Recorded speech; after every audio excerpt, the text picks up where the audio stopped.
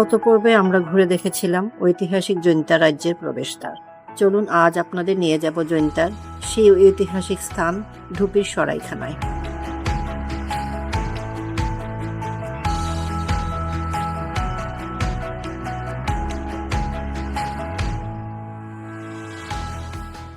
আমরা জৈন্তা রাজ্যে ঢুকে গেছি, আর আমরা জৈন্তা রাজ্যের যে এখন যেখানে দাঁড়িয়ে আছি এটাকে বলে ঢুপি সরাইখানা জৈন্তা রাজ্যের।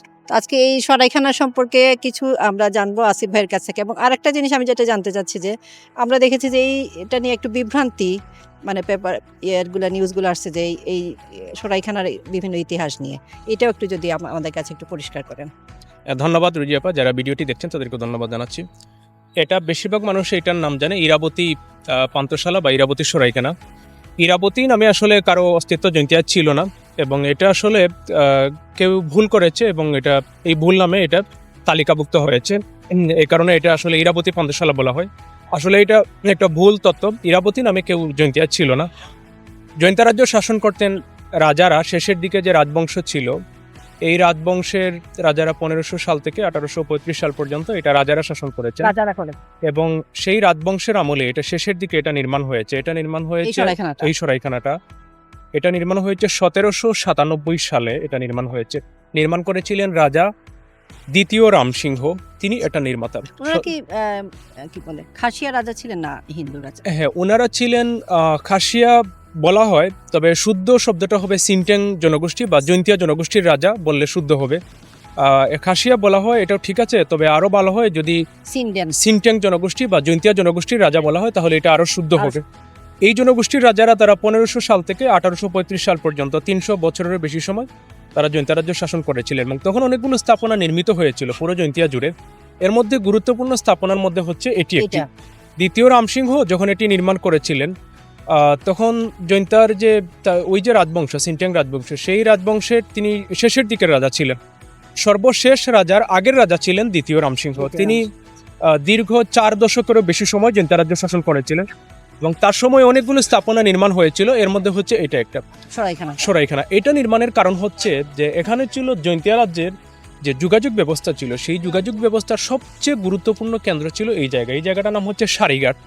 তো এই সারিঘাট ছিল জৈন্তিয়া রাজ্যের যোগাযোগ ব্যবস্থার সবচেয়ে গুরুত্বপূর্ণ কেন্দ্র। রাজ্যের বিভিন্ন জায়গা থেকে মানুষ যখন রাজধানীতে আসতো, তারা এই সারিঘাটে আসতো সারি নদী হয়ে। যেমন সিলেট শহর বা সিলেটের যে ওই অঞ্চল থেকে যারা আসতো, তারা হচ্ছে এই যে সারিগোয়াইন নদী, ওই সারিগোয়াইন নদী হয়ে ঠিক এই জায়গাটায় আসতো। আবার জৈন্তা রাজ্যের এই দিক থেকে পূর্ব পাশ থেকে যারা এই যে আপনার লালাখাল অঞ্চল বা আপনার যে জৈন্তা রাজ্যের যে দক্ষিণের যে অঞ্চল, সেই দক্ষিণের অঞ্চল থেকেও কিছু ছোট নদী এসে এই সারিঘাটের সাথে সংযুক্ত হয়েছে। তো জৈন্তা রাজ্যের দক্ষিণ অঞ্চলের মানুষ এই সারিঘাটে আসতো। তারপরে এই যে পূর্ব পাশটা, এই যে লালাখাল অঞ্চল যেটা, এই লালাখাল অঞ্চলের মানুষ এই পূর্ব দিক থেকে এখানে আসতো। পশ্চিম দিক থেকে আসতো পুরো সিলেট শহর এবং ওই পাশে যেসব অঞ্চল, সেই সব অঞ্চলের মানুষ হচ্ছে পশ্চিম দিক থেকে আসতো।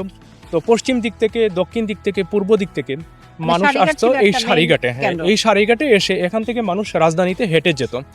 তো এই যে যাত্রীরা এখানে যে আসা যাওয়া করতো, তাদের সুবিধার জন্য যারা আসতো তাদের অনেক সময় বিশ্রামের প্রয়োজন হতো। আবার যারা বিভিন্ন অঞ্চলে, রাজধানী থেকে যারা বিভিন্ন অঞ্চলে যেত, অনেক সময় মানুষ মালামাল নিয়ে যেত। তো এই যে মালামাল নিয়ে মানুষ যে এখানে অপেক্ষা করতো, নৌকার জন্য অপেক্ষা করতো, তাদের একটা বিশ্রামাগারের আসলে প্রয়োজন ছিল। তখন রাজা তাদের সুবিধার জন্য মূলত এটা বানিয়ে দিয়েছিলেন। আর আরেকটা কারণ হচ্ছে যে এখানে পাহাড়ের উপরে একটা মন্দির ছিল, এটা একটা বিখ্যাত মন্দির ছিল, এটা এই রাজাই নির্মাণ করেছিলেন। এই মন্দিরে অনেক পুণ্যার্থীরা আসতো। তো এই মন্দিরটা কি এখনো আছে? এই মন্দিরটা এখনো, এটার ধ্বংসাবশেষ, মূল মন্দিরটা ধ্বংস হয়ে গেছে, বা ছোট ছোট যেসব স্থাপনা এবং কিছু ফটক, এগুলো এখনো পাহাড়ের উপরে এখনো ঠিকই আছে। এটা হচ্ছে এটা এই ঠিক পাশেই, এই যে পাহাড়ের এই পাহাড়ের উপরে। হ্যাঁ, এটা হচ্ছে ডুপির মঠ নামে পরিচিত ছিল, বাট এটার মূল নাম হচ্ছে রামেশ্বর শিব মন্দির। তো এই মন্দিরে যারা যেসব পুণ্যার্থীরা আসতো, তারাও এখানে বিশ্রাম নিতে পারতো। এবং এটার পাশেই এখানে পুকুর ছিল, এই পুকুরটা, তো এই পুকুরটা হচ্ছে আগের মতো নেই। এটা আগে ছিল পাথরে বাঁধানো একটা পুকুর ছিল, এবং এখানে এই যে যারা এখানে বিশ্রাম নিত, এই বিশ্রামাগারে তারা এই পুকুরে তারা এটাকে ব্যবহার করত। তো এটা মূলত হচ্ছে যে একটা সরাইখানা বা একটা অতিথিশালা বা বিশ্রামাগার। তো এখানে হচ্ছে যাত্রীরা এখানে বিশ্রাম নিত বা পুণ্যার্থীরা এখানে বিশ্রাম নিত। মোট কথা হচ্ছে যারা দূর দূরান্ত থেকে যারা জৈন্তা রাজধানীতে যারা আসতো, তারা এখানে বিশ্রাম নিত।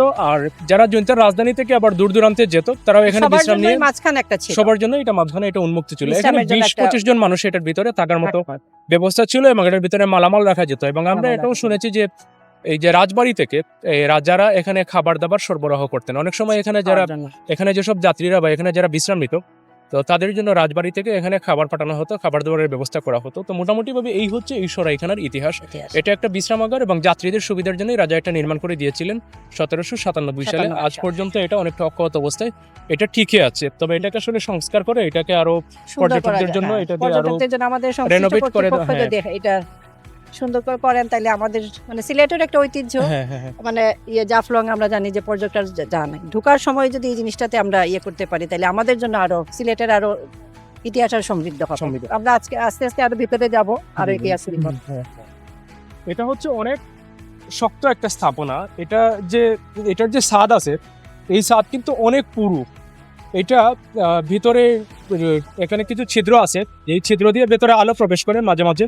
তো এই ছিদ্রগুলো ভিতর থেকে দেখলে এটা বোঝা যায় এই যে ছাদটা আছে এটা অনেক পুরু এবং এটার যে দেওয়াল আছে এই দেওয়াল কিন্তু অনেক পুরু এবং এখানে মানে কিন্তু অনেক পুরো করা, অনেক পুরু করা। হ্যাঁ, এটা কিন্তু অনেক হেভি, অনেক শক্ত একটা স্থাপনা। মানে আলো বাতাস ঢোকার জন্য এই চিত্র।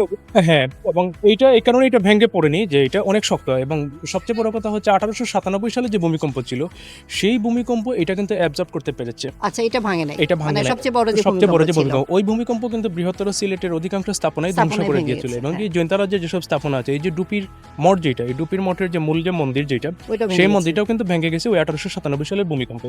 এটা কিন্তু ভাঙে নাই। এই যে স্থাপনা এটা কিন্তু তৎকালীন সময়ের বিচারে কিন্তু যথেষ্ট বড় স্থাপনা এবং এটার যে ছাদের যে পুরুত্ব এবং এটার যে আকার এটা কিন্তু যথেষ্ট বড় একটা স্থাপনা। কিন্তু এই স্থাপনাটা ভেঙে পড়েনি। তো এটার বোঝাই যাচ্ছে যারা এটা নির্মাণ করেছিলেন তারা অনেক দক্ষ ছিলেন। হ্যাঁ, তারা এমন ডিজাইনে এটাকে নির্মাণ করেছেন যাতে এটা ভূমিকম্পের যে শক অ্যাবজর্ব করতে পারে। ওই সময়ের যে সর্বোচ্চ প্রযুক্তি দিয়ে তারা এটা নির্মাণ করেছিলেন, যে কারণে এটা শত শত বছর পরে আজ পর্যন্ত এটা অক্ষত অবস্থায় টিকে আছে।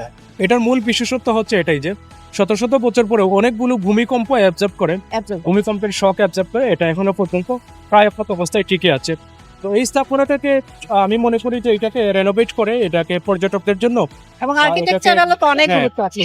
এটাকে যে মানে সেই প্রাচীনকালের একটা মূল্যবান নিদর্শন প্লাস হচ্ছে যে এটা ইতিহাসকে ভূমিকম্প অ্যাবজর্ব করলো, এত হ্যাঁ, বড় হ্যাঁ। বড় বড় ভূমিকম্প, এটাও তো ভূমিকম্প। আর্কিটেকচারাল একটা হ্যাঁ, ইতিহাস। এবং এটা ইঞ্জিনিয়ারিং এর, এটা শুধু Engineering। এটা যে ইতিহাসের একটা নিদর্শন প্লাস হচ্ছে আগের যে প্রযুক্তি বা যে প্রকৌশল প্রযুক্তি, ছিল প্রকৌশল। সেই প্রকৌশল বিদ্যা আসলে যারা প্রকৌশলী ছিলেন তারা কিভাবে আসলে ডিজাইন এটা একটা করতেন, কিভাবে গবেষণা, নির্মাণ বিশাল একটা করতেন। গবেষণার তো জায়গা যারা হতে পারে। যারা প্রকৌশল নিয়ে পড়াশোনা করেন তাদের জন্য এটা একটা গবেষণার জায়গা গুরুত্বপূর্ণ হতে পারে। স্থাপনা, যেটা গবেষণার জায়গা। একটা যেহেতু object, আমরা হ্যাঁ। দেখতেছি যে এখন ভূমিকম্প সারা বিশ্ব জুড়েই, সারা বিশ্ব জুড়ে। ভূমিকম্পের প্রবণতা বেড়ে গেছে জলবায়ু পরিবর্তনে। হ্যাঁ, এটা একটা মানে হ্যাঁ, এবং গবেষণার জায়গা হতে পারে গবেষণার জায়গা। তাদের এবং জন্য। এখানে দেখেন এটাকে এই যে ছাদটাকে সমানভাবে না বানিয়ে তারা যে এটাকে একটা ত্রিকোণাকৃতি। দোতলা করে, হ্যাঁ, এই জ্বালা এই যে করেছে। এই যে ডিজাইনে তারা তখনই জানতো যে এটা ভূমিকম্প হলে যদি এটাকে সমান করে বানানো হয় এটা ধসে পড়বে।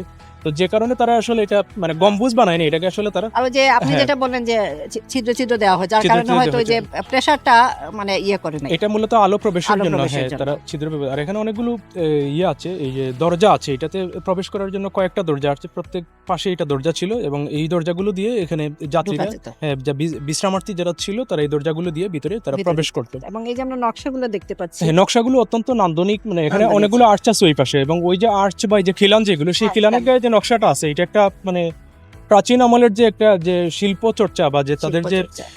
কারুকার্য সেটার একটা মানে অসাধারণ নিদর্শন হচ্ছে এই যে খিলানের গায়ে যে ইয়েগুলো আছে, এই যে নকশাগুলো। ফুল এবং পাতার যে নকশা আছে। পাতার যে নকশা।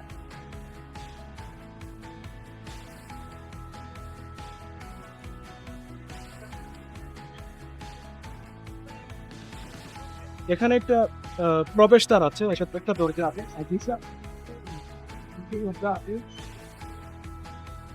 এই যে আর্চ, এখানে হচ্ছে 5টা মানে খিলান এবং এই 5টা খিলানের গায়ে যে কারুকার্য আছে এটা মানে দেখতে অত্যন্ত চমৎকার। মানে এত দৃষ্টিনন্দন যে কারুকার্য এটা খুব কম স্থাপনার গায়ে এইভাবে টিকে আছে ঠিক আছে। এবং শত শত বছর আগের যে কারুকার্য এখন আমরা দেখতে পাচ্ছি। সরাইখানার মেইন এটা ওইদিকে ছিল। সরাইখানার মূল প্রবেশ দ্বারটা এইদিকেই ছিল, এইদিকে ছিল। এইদিকেই ছিল এবং এটা এই যে একটা মানে বারান্দা, এখানে যে খিলান বারান্দা বানানো ছিল। হয়েছে এখানে একটা ছোট বারান্দা দেওয়া হয়েছে। আচ্ছা। তো এটা দেখেই মনে হচ্ছে যে এইদিকেই ছিল মূল প্রবেশদ্বার, এই প্রবেশদ্বারটাই ছিল মূল।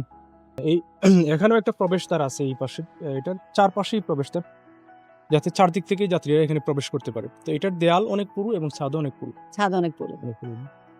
সব জায়গায় এই যে নকশা করা নকশা করা আছে, মানে এটার গায়ে যে নকশা ফুটিয়ে তোলা হয়েছে, এটা যে রিপ্রেজেন্ট করে তখন যে আসলে তাদের যে মন মানসিকতা, তাদের যে মানে শৈল্পিক মন যে মন মানসিকতা এবং এই যে ছিল। এখানে যে ইয়ের সামনে যে দুইটা হ্যাঁ হ্যাঁ খিলানের এখানে, পিলারের খিলানের মতো, গায়ে হ্যাঁ, যে ইয়েগুলো, যে ডিজাইনগুলো আছে, ডিজাইনগুলো ওই আছে। সময়ের যে তারা যে ডিজাইন কিভাবে করতো, মানে তার একটা চমৎকার উদাহরণ হচ্ছে এই এইটা স্থাপনাটা। স্থাপনা। এবং এই ডিজাইনটা কিন্তু বেশিরভাগ স্থাপনার গায়ে এই ডিজাইনটা আছে। এই হ্যাঁ, যে লম্বা করে যে লম্বা করে ইয়েটা, দুইটা, এটা হচ্ছে বেশিরভাগ স্থাপনার গায়ে আছে। তবে এত ভালোভাবে এটা অন্যান্য স্থাপনার গায়ে এটা এত ভালোভাবে নেই, এখানে নেই। যথেষ্ট ভালোভাবে এখনো এটা টিকে এখনো আছে। এটা ঠিকই আছে বা এটা রক্ষা পেয়েছে।